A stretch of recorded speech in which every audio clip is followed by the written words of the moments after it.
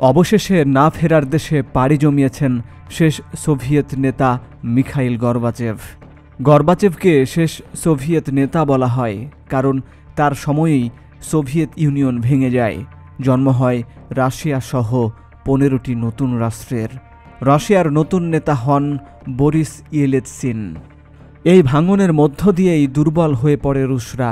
অবসান হয় বহু বছর ধরে আমেরিকানদের সাথে চলতে থাকা স্নায়ুযুদ্ধের। এই যুদ্ধ অবসানে ভূমিকা রাখার জন্য গর্বাচেভ নিজেও স্মরণীয় হয়ে থাকবেন। গর্বাচেভ 1985 সালে 54 বছর বয়সে সোভিয়েত ইউনিয়নের ক্ষমতা গ্রহণ করেন। দায়িত্ব নেওয়ার সময় তিনি কমিউনিস্ট পার্টির পলিট ব্যুরোর সবচেয়ে কনিষ্ঠ সদস্য ছিলেন। গর্বাচেভই প্রথম বিশ্বের জন্য সোভিয়েত ইউনিয়নকে উন্মুক্ত করে দেন। এমনকি রুশদের কথা বলা ও মত প্রকাশের স্বার্থে কিছু সংস্কারও হাতে নেন। তবে শেষ পর্যন্ত তিনি সোভিয়েত ইউনিয়নের পতন ঠেকাতে পারেননি। সোভিয়েত ইউনিয়ন ভেঙেই আজকের রাশিয়ার যাত্রা শুরু হয়েছে। পশ্চিমারা বলছেন গর্বাচেভ মূলত ইতিহাসের গতিপথ পাল্টে দিয়েছেন। পশ্চিমা বিশ্বে গর্বাচেভকে সংস্কারের স্থপতি হিসাবে দেখা হয়। তিনি যুক্তরাষ্ট্র, ব্রিটেন সহ পশ্চিমা বিশ্বের সঙ্গে চলে আসা স্নায়ুযুদ্ধ অবসানে ভূমিকা রাখেন। পূর্ব ও পশ্চিমের সম্পর্কে ব্যাপক পরিবর্তন আনার ক্ষেত্রে নেতৃস্থানীয় ভূমিকা রাখায় তাকে 1990 সালে শান্তিতে নোবেল দেওয়া হয়। তবে সোভিয়েত ইউনিয়ন ভেঙে যাওয়ার পর সৃষ্ট অস্থিতিশীলতার জন্য বহু রুশ গর্বাচেভকে কখনোই ক্ষমা করবেন না। সোভিয়েত ইউনিয়নভুক্ত ইউক্রেনে নিযুক্ত তৎকালীন কর্মকর্তা ভ্লাদিমির রোভ বলেন, গর্বাচেভ ইচ্ছাকৃতভাবে সোভিয়েত ইউনিয়নের বিলুপ্ত ঘটিয়েছেন। তিনি একজন বিশ্বাসঘাতক। আসলে কি গর্বাচেভ বিশ্বাসঘাতক ছিলেন? এই প্রশ্নের জবাব খুঁজতে হলে আগে জানতে হবে সোভিয়েত ইউনিয়ন ভাঙার প্রেক্ষাপট। কেন ও কী কারণে সোভিয়েত ইউনিয়নের পতন হলো এ নিয়ে দুই ধরনের ব্যাখ্যা আছে।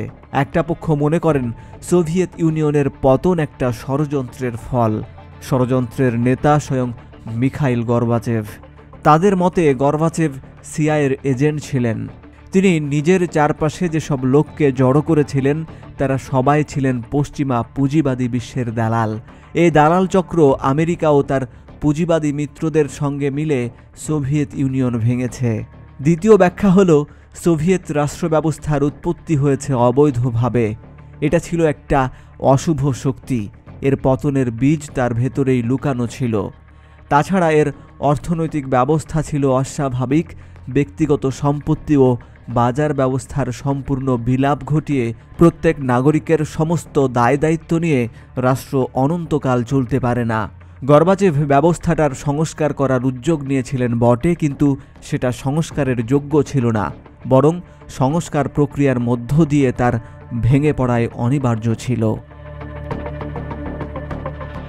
কিন্তু এই দুই ব্যাখ্যার কোনোটাই সুস্পষ্ট নয়। ফলে আমাদেরকে গর্বাচেভের সময় সামগ্রিকভাবে কি ঘটেছিল সেদিকে নজর দিতে হবে। 1985 সালের মার্চে মিখাইল গর্বাচেভ যখন দায়িত্ব নেন তখন না সোভিয়েত ইউনিয়নের ভেতরে না বাইরে কেউ কল্পনা করতে পেরেছিলেন যে পরবর্তী 6 বছরের মধ্যেই রাষ্ট্রটি বিলুপ্ত হবে। 1970 থেকে 1973 সাল পর্যন্ত বিশ্ববাজারে জ্বালানি তেলের দাম ধীরে ধীরে বাড়ছিল। 1973 সালে চতুর্থবারের মতো আরব ইসরায়েল যুদ্ধ বাঁধলে তা কয়েক মাসের মধ্যে 400% বেড়ে যায়। এতে সোভিয়েত ইউনিয়নের অর্থনীতি অপ্রত্যাশিতভাবে চাঙ্গা হয়ে ওঠে। 3 বছরে দেশটির বৈদেশিক মুদ্রার 80% আয় হয় তেল রপ্তানি থেকে। তেলের দাম বাড়ার ফলে তেল রপ্তানিকারক আরব দেশগুলোর প্রচুর লাভ হয়। সেই লাভের টাকায় তারা সোভিয়েত ইউনিয়ন থেকে অস্ত্র ও সামরিক সরঞ্জাম কেনা বাড়িয়ে দেয়। এই সুবাদে সোভিয়েত ইউনিয়নেও ব্যাপক সামরিকায়ন ঘটে। প্রতিরক্ষা ব্যবস্থায় দেশটি আমেরিকার সমকক্ষ হয়ে ওঠে। আরও গুরুতর সমস্যা হল সোভিয়েত ইউনিয়নের শিল্প কারখানাগুলো 1980-এর দশক নাগাদ সেকেলে ও জরাজীর্ণ হয়ে পড়েছিল। উৎপাদন ক্ষমতা ভীষণভাবে কমে গিয়েছিল। এরকম অবস্থায় গর্বাচেভ এসে দেখলেন প্রতিযোগিতা চালিয়ে যাওয়ার মতো অর্থনৈতিক সাধ্য সোভিয়েত ইউনিয়নের আর নেই। এটা থামাতে হবে। এজন্য তাকে স্নায়ুযুদ্ধের অবসান ঘটানোর উদ্যোগ নিতে হয়েছে। আর সেটা আন্তরিকভাবে করতে গিয়ে তিনি যে শেষ পর্যন্ত ধোঁকা খেয়েছেন তা তিনি সেই সময় বুঝতে পারেননি। বুঝেছেন সোভিয়েত ইউনিয়ন ভেঙে যাওয়ার অনেক বছর পর। সামরিক ব্যয় কমানোর প্রয়োজনীয়তার পাশাপাশি শিল্প কারখানার কাঠামোগত সংস্কারের প্রয়োজনীয়তা অনুভব করেছিলেন গর্বাচেভ, কিন্তু তা সম্ভব হয়নি। কারণ সংস্কার করার মতো প্রাতিষ্ঠানিক ও সাংগঠনিক কাঠামো ছিল না। যে কমিউনিস্ট পার্টি কার্যত সবকিছু চালাতো তার প্রতিটি অঙ্গ প্রত্যঙ্গ ছিল এককেন্দ্রিক। পার্টির ভেতরে গণতান্ত্রিক চর্চা ছিল না। নেতাদের মধ্যে দুর্নীতি ছড়িয়ে পড়েছিল দুরারোগ্য ব্যাধির মতো। গর্বাচেভ বলেন, পার্টির মধ্যে গণতন্ত্র দরকার। গণতন্ত্রের চর্চা হলেই সমাজতন্ত্র আরও বিকশিত হবে।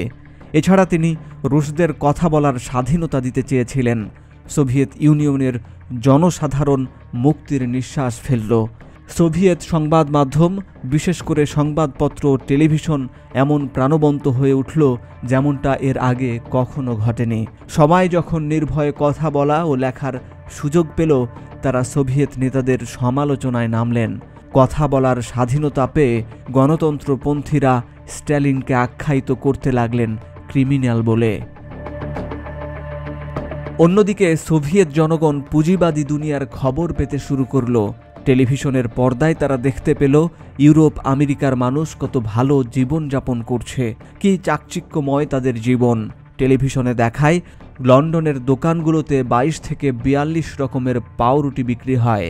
এই সব দেখতে দেখতে সোভিয়েত জনগণ আবিষ্কার করল তাদের নিজের দেশে দোকানগুলোর তাক ক্রমেই শূন্য হয়ে যাচ্ছে। মাংস, মাখন, পনির কেনার লাইনগুলো দীর্ঘ থেকে দীর্ঘতর হচ্ছে। কমিউনিস্ট পার্টির নেতারা তাদের জনগণকে সব সময় বলে এসেছেন সমাজতন্ত্র পুঁজিবাদের চেয়ে ভালো ব্যবস্থা, কিন্তু সোভিয়েত জনগণ দেখতে পেল কথাটা সত্য নয়। এরকম পরিস্থিতিতে একটা সময় খোদ কমিউনিস্ট পার্টির ভেতরেই এমন একটা গোষ্ঠী দাঁড়িয়ে গেল যারা গর্বাচেভের সংস্কারের ধীর গতিতে সন্তুষ্ট থাকতে পারল না। তাদের নেতা হিসাবে আবির্ভূত হলেন বরিস ইয়েলৎসিন। গর্বাচেভের সংস্কার কাজ করল না। আমলাতন্ত্রে ও কলকারখানায় ভীষণ বিশৃঙ্খলা দেখা দিল। অর্থনৈতিক ব্যবস্থাপনা ভেঙে পড়ল। বিরাষ্ট্রীকরণ প্রক্রিয়া হয়ে উঠল রাষ্ট্রীয় সম্পত্তি লুটপাটের উৎসব। জনসাধারণের দুর্দশা ক্রমেই বেড়ে চলল এবং গর্বাচেভের জনপ্রিয়তাও কমতে লাগল। জনগণ গর্বাচেভের ওপর থেকে বিশ্বাস হারিয়ে ফেলল। তাকে দোষারোপ করতে লাগলো এই বলে যে তাদের সব দুঃখ দুর্দশা ডেকে এনেছেন এই ভদ্রলোক। কমিউনিস্ট পার্টি, সেনাবাহিনী, কেজিবি ও বিভিন্ন প্রতিষ্ঠানের অনেকে গর্বাচেভের পাশ থেকে সরে গেলেন। তাদের অভিযোগ, গর্বাচেভ কমিউনিস্ট পার্টি ধ্বংস করেছেন। সোভিয়েত প্রজাতন্ত্রগুলোকে স্বাধীনতা দেওয়ার পক্ষে জনমত গড়ে ওঠার সুযোগ দিয়েছেন। মার্ক্সবাদ ও লেনিনবাদের বিলাপ ঘটিয়েছেন। প্রকাশ্য ফোরামে বলাবলি চলতে থাকে, গর্বাচেভ যদি দেশে শৃঙ্খলা ফিরিয়ে না আনেন তাহলে তাকে পদচ্যুত করা হবে। 1991 সালের প্রথম দিকে মস্কো সহ বিভিন্ন শহরে এমন গুঞ্জন শোনা যায় যে অচিরেই একটা অভ্যুত্থান হতে যাচ্ছে। অন্যদিকে বরিস ইয়েলৎসিনের জনপ্রিয়তা বাড়তেই থাকল। লোকজন ভাবতে শুরু করল এই লোক তাদের ত্রাণকর্তা, তিনি এই দুর্দশা থেকে তাদের উদ্ধার করবেন। 1991 সালের জুন মাসে রুশ প্রজাতন্ত্রের ভোটাররা ইয়েলৎসিনকে তাদের প্রেসিডেন্ট নির্বাচিত করল। ইয়েলৎসিন ইতিমধ্যে কমিউনিস্ট পার্টি থেকে বেরিয়ে গেছেন। একটা সময়ে কমিউনিস্ট পার্টি থেকে গণহারে পদত্যাগ শুরু হয়। এর পাশাপাশি প্রচুর সাংবাদিক, লেখক, শিক্ষক ও অন্যান্য পেশার মানুষ ইয়েলৎসিনের সঙ্গে যোগ দেন। তারা সবাই রাশিয়াকে পুঁজিবাদে ফিরিয়ে নিয়ে যেতে চাইছিলেন। একদিকে শৃঙ্খলা ফিরিয়ে আনার নামে আগের অবস্থায় ফিরে যাওয়ার দাবি, অন্যদিকে আরও দ্রুত ও ব্যাপক সংস্কারের নামে মুক্ত বাজার ব্যবস্থার দিকে এগিয়ে যাওয়ার দাবি। এই দুইমুখী চাপে গর্বাচেভ প্রায় দিশেহারা হয়ে পড়লেন। তিনি সরকারের শীর্ষ পর্যায়ে এমন রদবদল আনলেন যাতে মনে হলো সংস্কার বিরোধীদের হাতে ক্ষমতা চলে গেছে। কেউ কেউ বললেন স্বৈরতান্ত্রিক কঠোর পন্থার দিকে গর্বাচেভ ডিগবাজি মেরেছেন, কিন্তু তার সমাজতন্ত্র পুনরুদ্ধারের চেষ্টা শুরু করতে বেশ দেরি হয়ে গেছে। ততদিনে তার সূচিতে সংস্কারের রেলগাড়িটা তাকে ছেড়ে এগিয়ে গেছে অনেক দূর। সেই গাড়ির চালক তখন বরিস ইয়েলৎসিন। 1991 সালের আগস্ট মাসে ক্রিমিয়ায় অবকাশ যাপনে যান গর্বাচেভ। এই সুযোগে কমিউনিস্ট পার্টির কট্টর নেতারা তাকে অসুস্থ, দেশ চালাতে অক্ষম বলে ঘোষণা দিয়ে অভ্যুত্থান ঘটাতে চাইলেন। জনগণ তার প্রতিবাদে রাস্তায় নেমে এলো।